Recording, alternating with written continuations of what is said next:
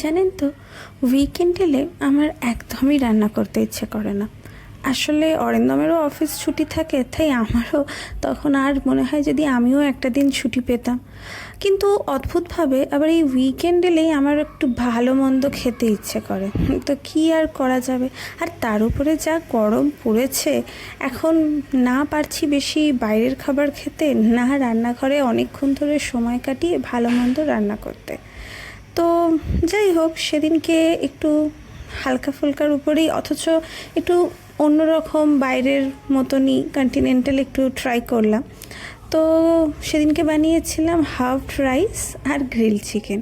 আসলে শরীরটাও খুব একটা ঠিক ছিল না, তাই সেদিন আর বাসমতি রাইস দিয়ে বানাইনি, নর্মাল রেগুলারের রাইস দিয়েই হাফ রাইসটা করেছিলাম। আর একটু সটেড ভেজিটেবলস করেছিলাম, কিন্তু না ভিডিওটা করতেই আমি ভুলে গেছিলাম। সে যাই হোক, তো সটেড ভেজিটেবলস ছিল, গ্রিলড চিকেন আর স্যালাড নিয়ে নিয়েছিলাম। তো বাস এই ছিল সেদিনকে আমাদের উইকেন্ড ডিনার। আর আপনারাও কিভাবে আপনাদের উইকেন্ড স্পেন্ড করেন অবশ্যই কিন্তু আমাকে জানাবেন। আর আমার ভিডিও ভালো লেগে থাকলে আমার চ্যানেলটিকে ফলো এবং লাইক করতে অবশ্যই ভুলবেন না। Bye, follow for more.